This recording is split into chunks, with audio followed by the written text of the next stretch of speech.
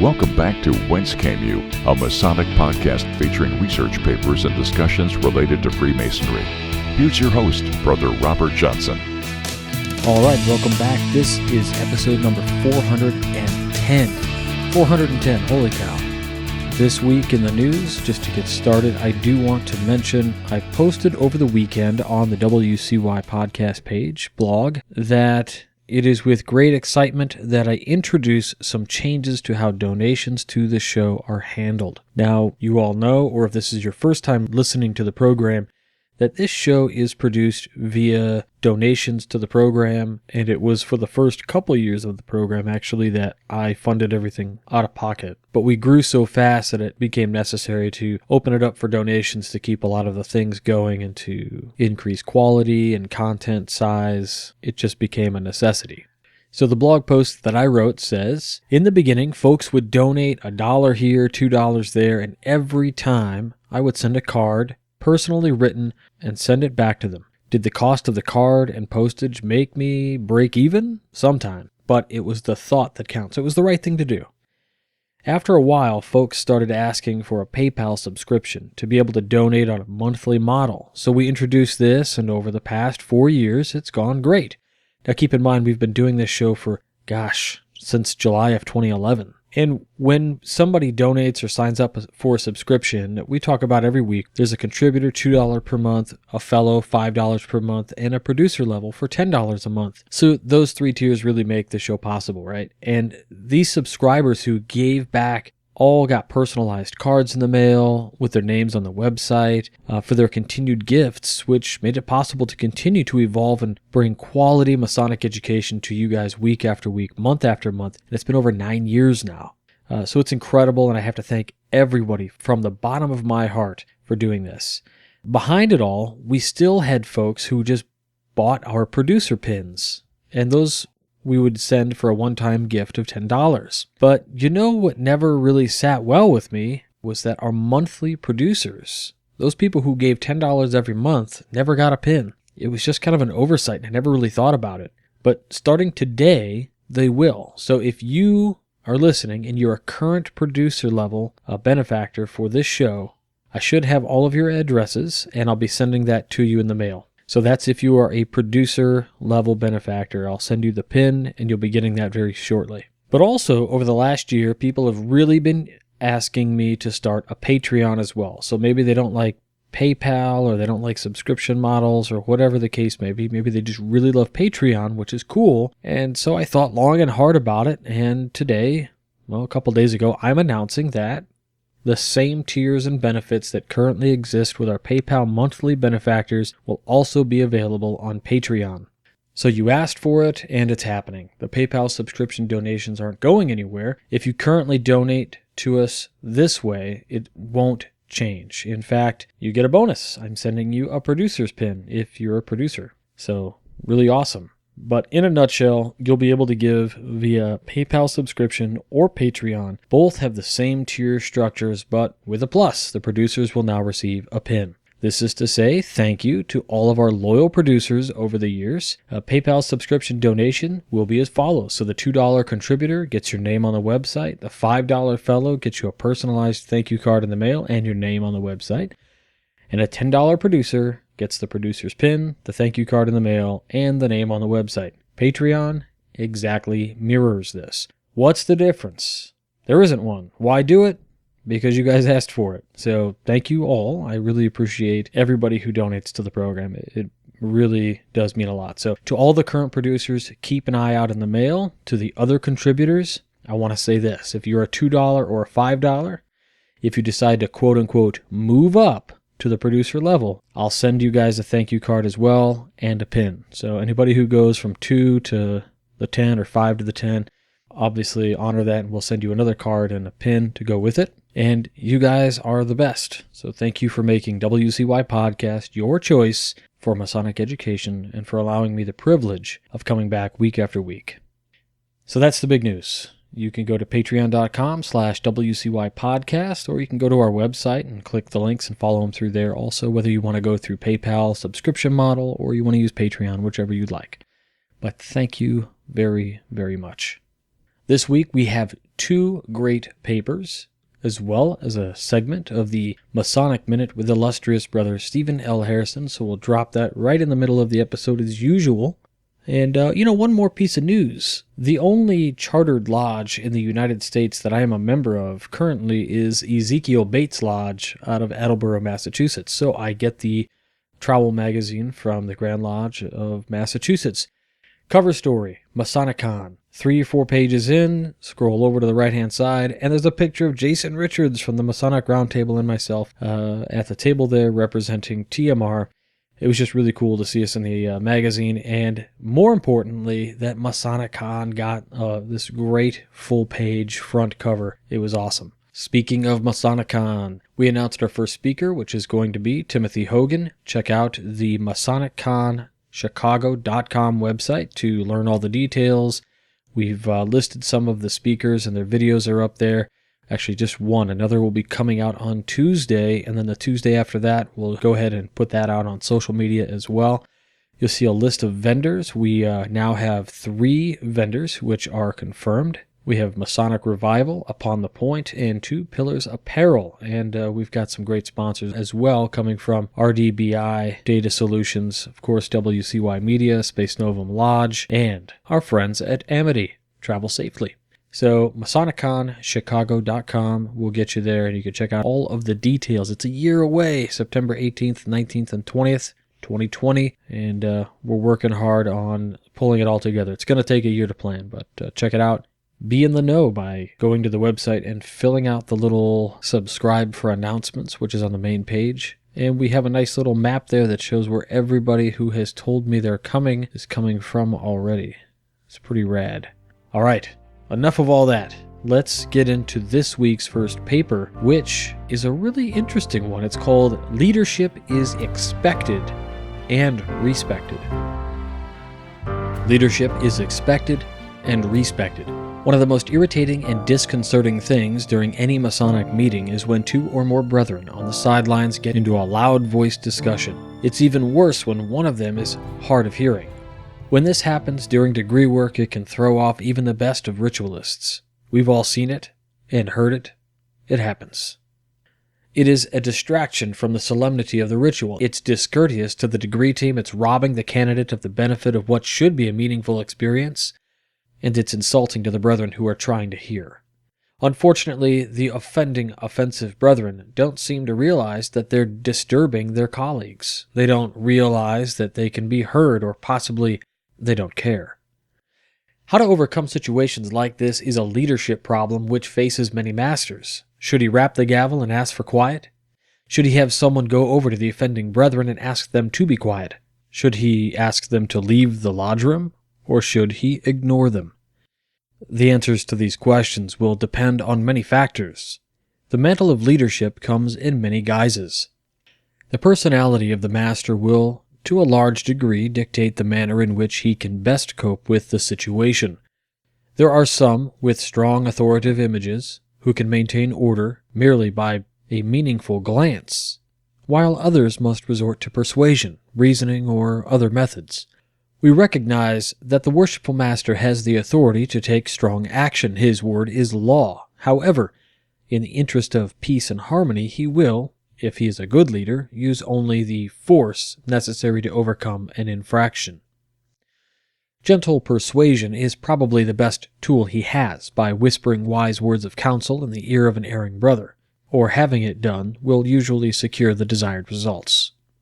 We heard of one Grand Master who was speaking at a lodge in his own jurisdiction, which had a reputation of sideline chatter. Even as he was speaking, the lodge secretary and the lodge treasurer became involved in a heated whispered argument which proved most distracting.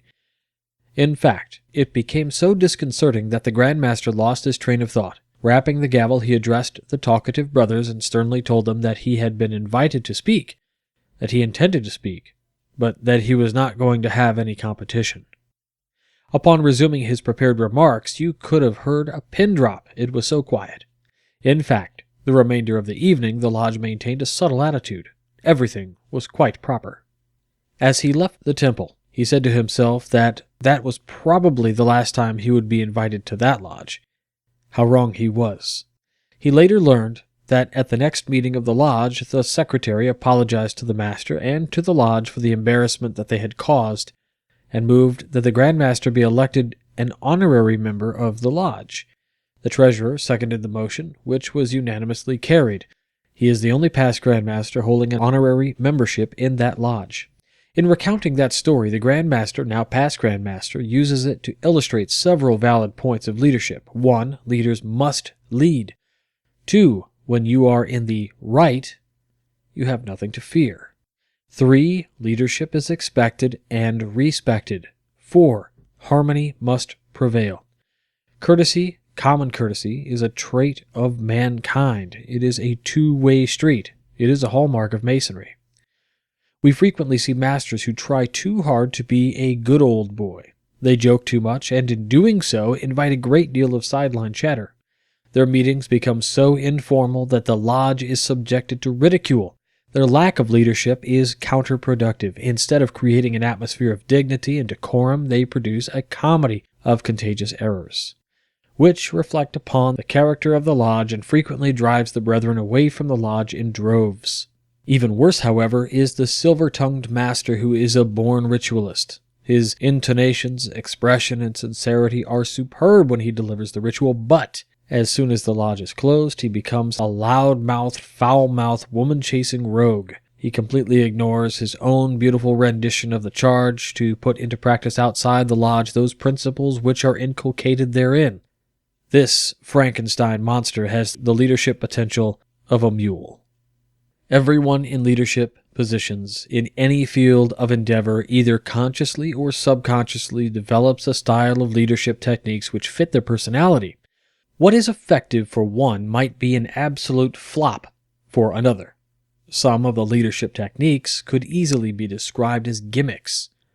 On the night of his installation, one master announced that he was assigning a specific task to each of the 200 members of the lodge, which he would like to have completed within 3 months. What he had done involved a great deal of planning, which is an essential in leadership. Over a period of months, he had developed a list of things which needed to be done around the lodge. He charged one member to see that each task was accomplished. No one job involved much time or effort, but it did involve everyone.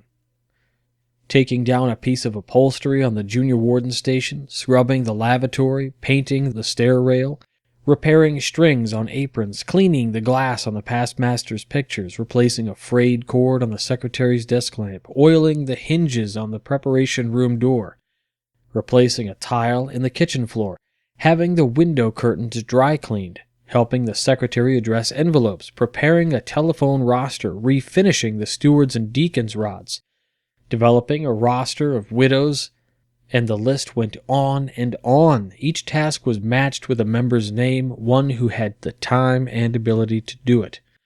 To coordinate and supervise the execution of the assignments, the master assigned his officers. This, too, is an important element of leadership.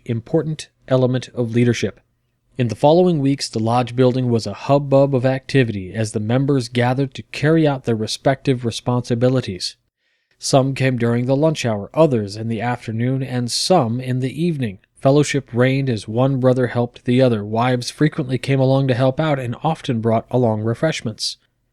Even after a job had been finished, many came back to see what else was being done. A coffee klatch developed. Cribbage and pinochle games often started after the work was done. The exciting thing that happened, though, was a dramatic increase of attendance at even the stated meetings. And at these, the master was careful to exercise another trait of leadership by recognizing the accomplishments of each member and showing appreciation. Not only did the lodge building sparkle with its improvements, the members had become Masons in the true sense of the word, with a genuine concern for one another. Just as the spin-offs of the space program have produced many improvements in our daily lives, the spin-offs of the master's leadership have had a lasting effect upon the lodge and upon the community. A master is expected to show leadership. He did, and his leadership is respected. However, his brand of leadership might not fit another. The first impression many visiting brethren get of a lodge is the reception by the tiler. How meticulous is he in checking your dues card? having you sign the register, seeing if you can be vouched for, or if you need the dreaded committee. Providing an apron or in taking up the word can either turn you on or turn you off. His is a thankless yet important job, yet it is somehow often ignored. One Tyler in a small-town lodge was getting more than his share of harassment from one of the lodge members one night. Finally, after about 5 minutes of constant harassment, the Tyler became fed up. Picking up the quote-unquote implement of his office, he said, "My job is to keep off Cowans and eavesdroppers. I wish to hell it was to keep off horses' asses." It was crude, yet it was forceful. It accomplished its purpose. It was a form of leadership. Much has been said and written about Masonic leadership. See the Short Talk bulletins listed therein. We show our leadership by the way we act toward others.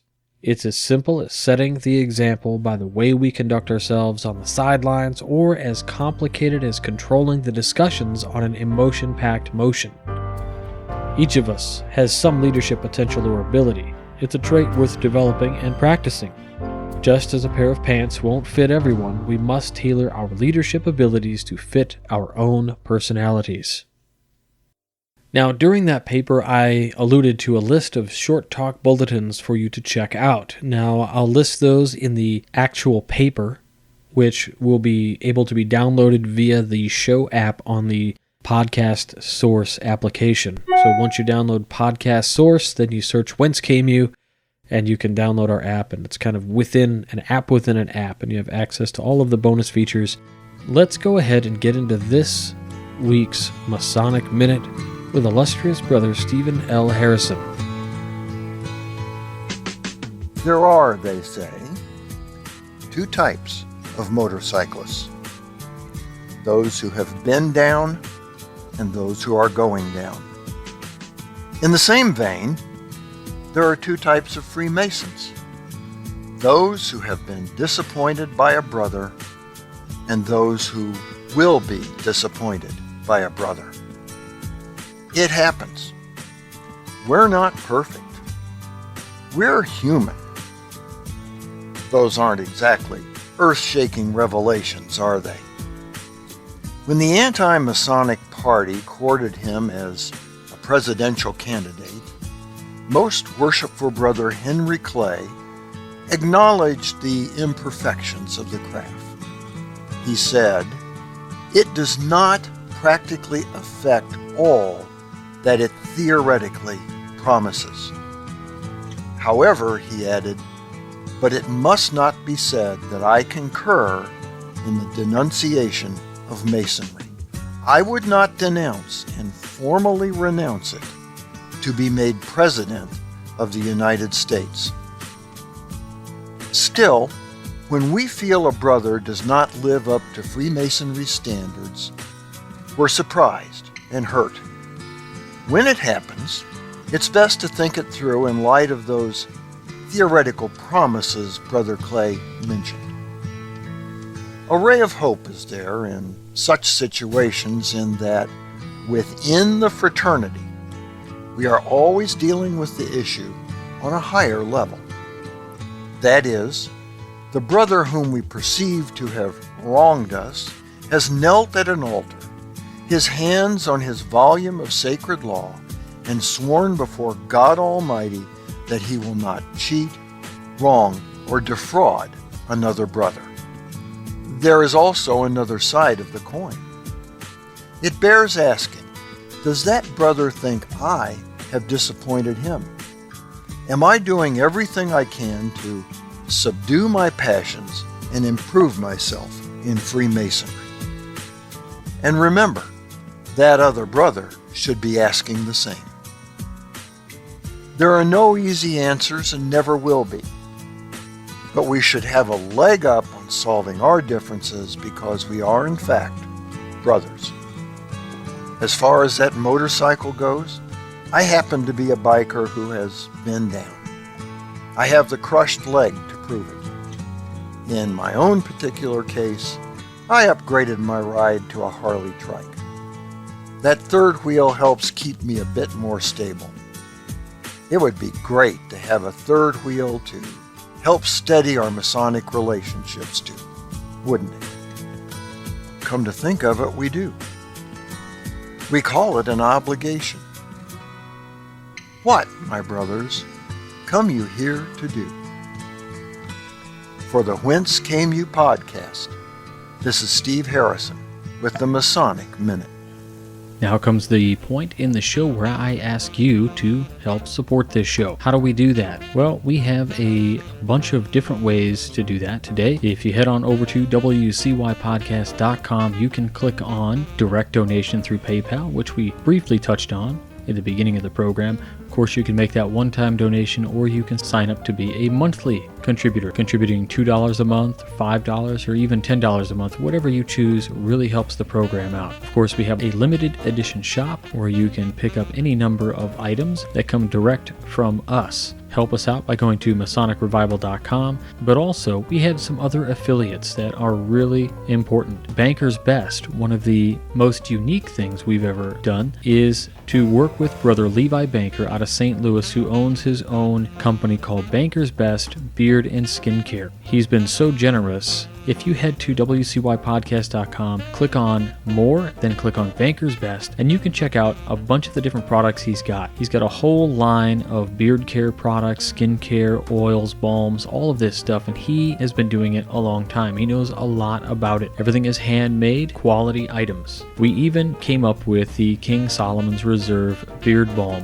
which is a few years old now, but remains one of the great products that he still offers. Even the artwork on the bottle was done by a brother. The nice thing about this particular product is 50% of the proceeds come back to the program. If you're a history guy like me, then you'll be pleased to know that what makes the beard oil and balm very special is that it was made utilizing the fragrances specific to the exports of King Solomon's time and location, which is amazing. So black fig and honey is the formula. Luxurious scent, as Levi says, truly fit for our first Grand Master. If you use the promo code BBWCY357 at checkout, you'll also get a little bit of a percentage off. Please check that out. Banker's Best, or just head on over to buybankersbest.com. We also have a code with On It. You can go to our website, click on More, then go to On It, and you can click through any of the links here, or just go to onit.com and use the promo code WCY at checkout. You'll get 10% off, and they'll send a little bit back to the program to help us out. And of course, it's business time.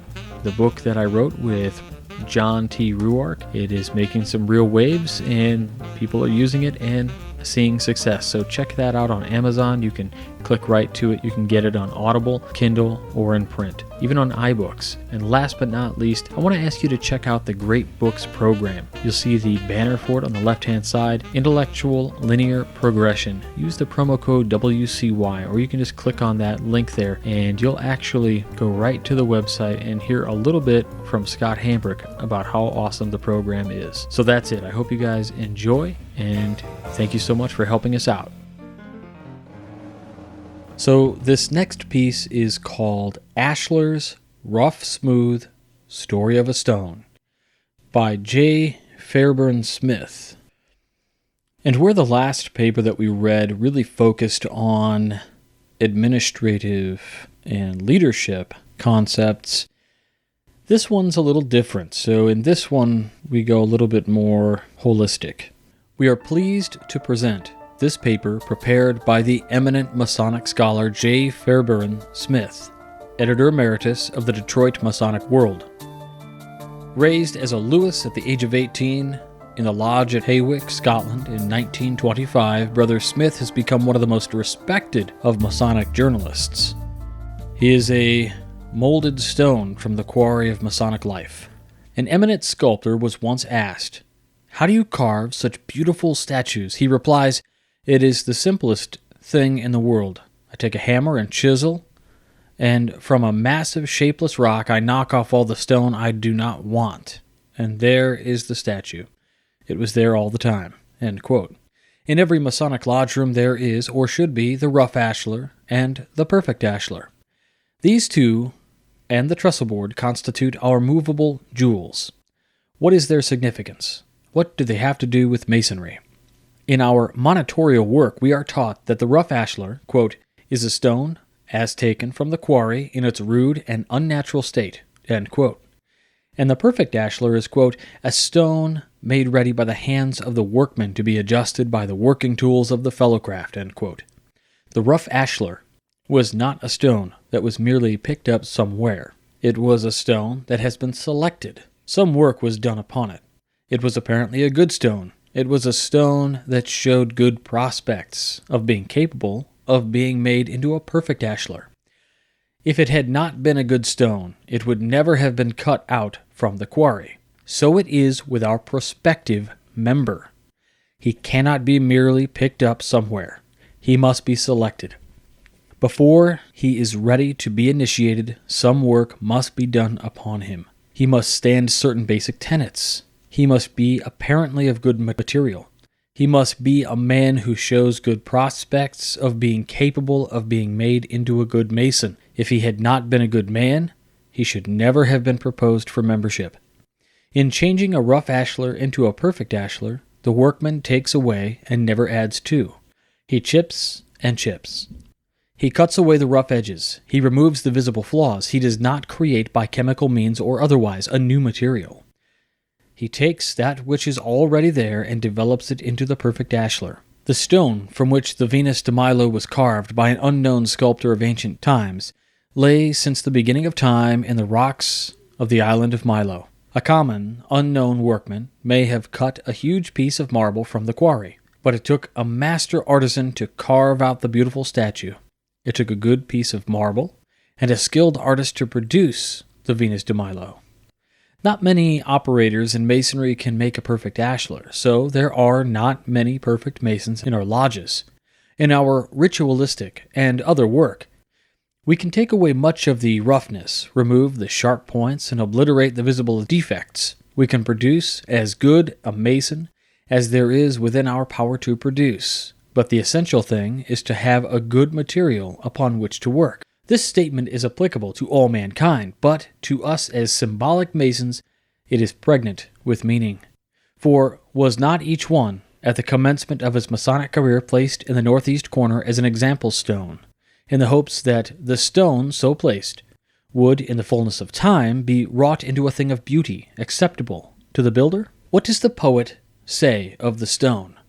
Isn't it strange that princes and kings, and clowns that caper in sawdust rings, and common folks like you and me are builders for eternity?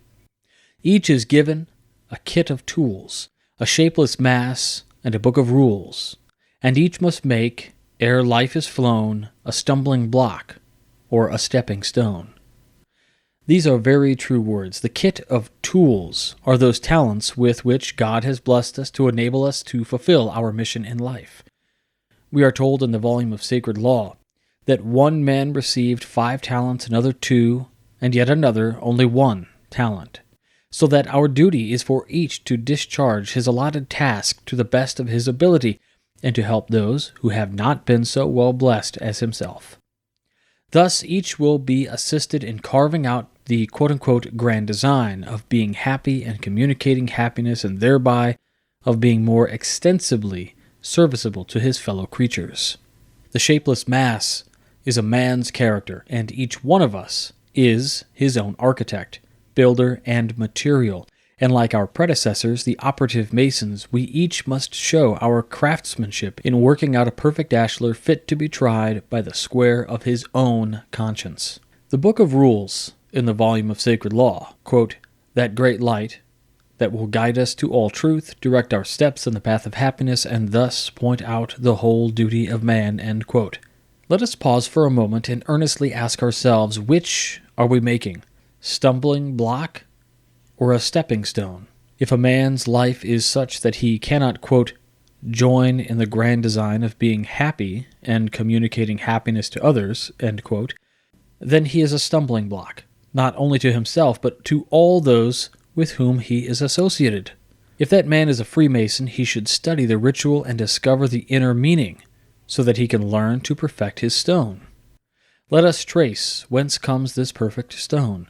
An ancient charge provides that a mold stone shall be given to a visiting operative mason to enable him to demonstrate his craftsmanship. The stones were selected, individual stones, from the quarries to suit the requirement of the building material. As speculative masons, we obtain our mold stones from the quarries of life. Thus, when we receive an application for admission into our lodge, it is our duty to carefully scrutinize all the credentials of the applicant from every angle, so that only approved material is admitted to the craft.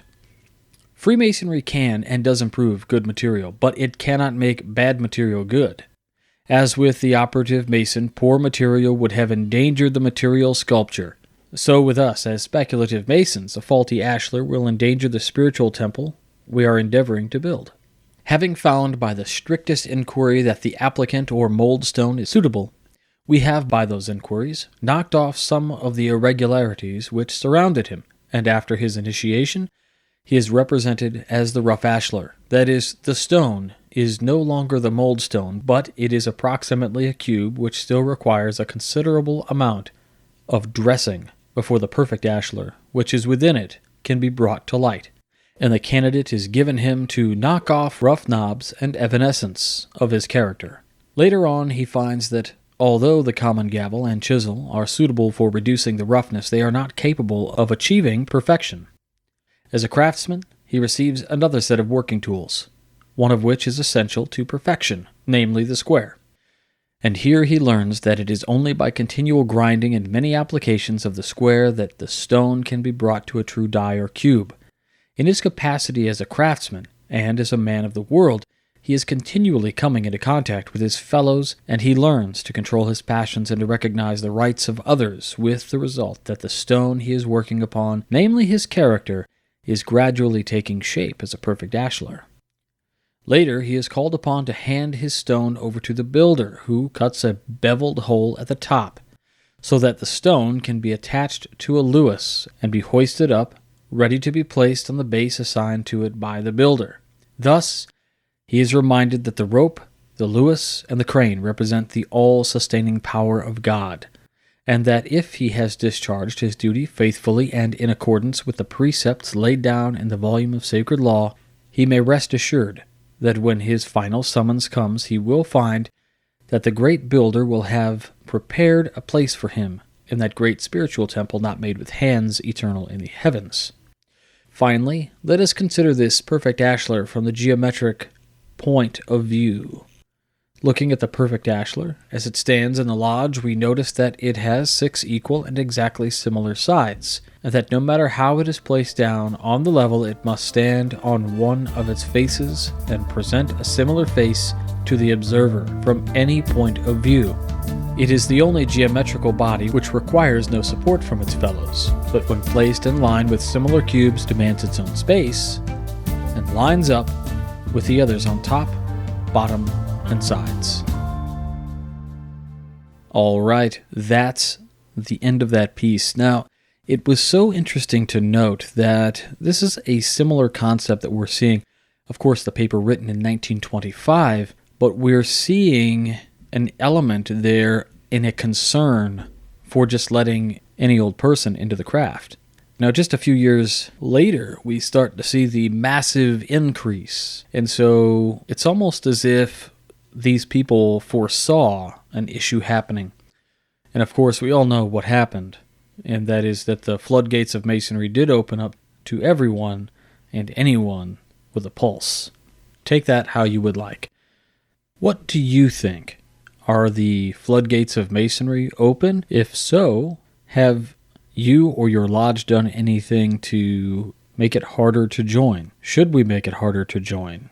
I guess that depends on our mission in Masonry. Do we want more members, or are we looking to not care at all about membership numbers and let happen what happens and focus on Freemasonry as a craft that assists us in becoming better men and just let happen whatever is to happen?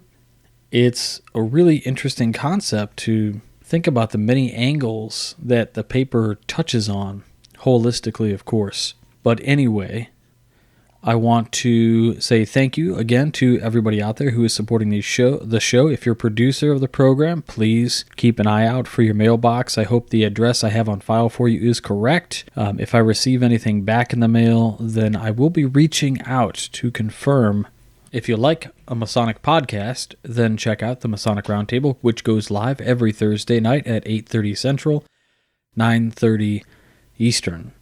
Brother John Ruark and myself will be presenting at Lodge of the Nine Sisters in Raleigh, North Carolina on the 21st of September.